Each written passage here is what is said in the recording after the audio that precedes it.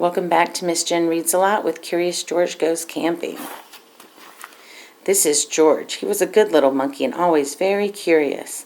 This weekend, George and his friend, the man with the yellow hat, had special plans. They were going camping. At the campsite, the man with the yellow hat unpacked their gear while George looked at all the tents. He saw tents for big families and one just the right size for a puppy. There were even tents on wheels. "Would you like to help me put up our tent, George?" the man asked. George was happy to help. It would not be hard to set up a tent, he thought, but it wasn't easy.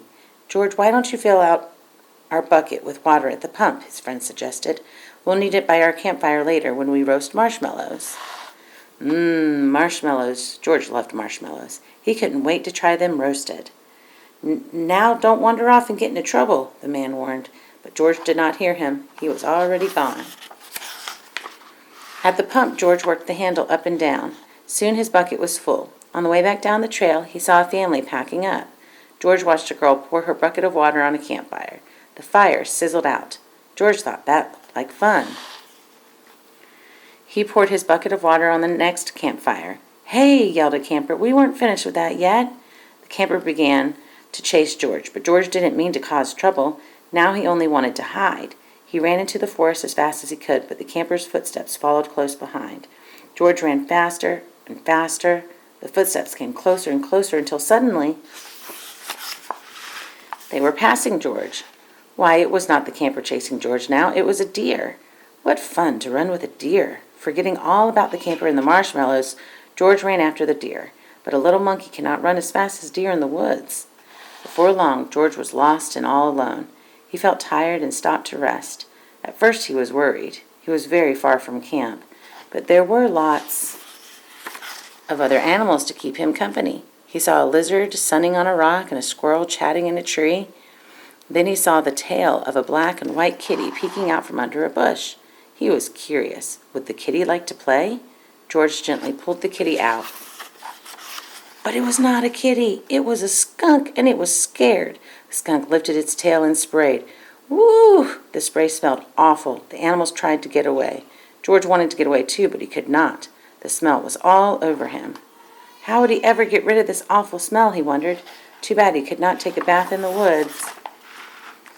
Then George had an idea. He could wash the smell off in the creek. George jumped into the cold water. He splashed and scrubbed, but he was still smelly, and now he was wet too. But what could he do? George thought and thought. If he climbed up a tree to dry off, would the smell blow away? Nope, even dry and high up in the tree, George did not smell better, poor George. He wished he hadn't wandered so far from camp. He wished he were roasting marshmallows with his friend.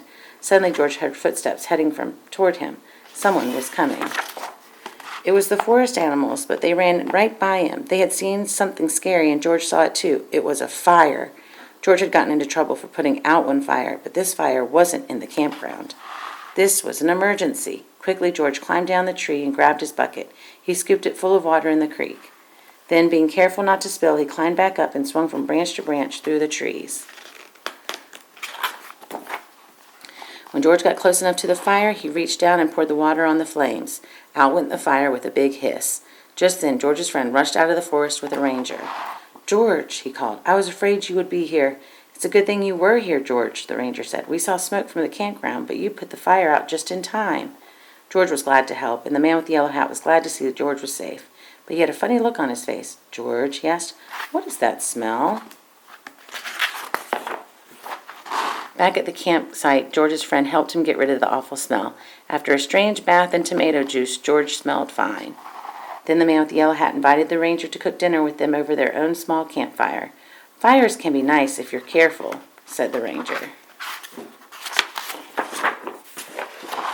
George agreed, especially for roasting marshmallows.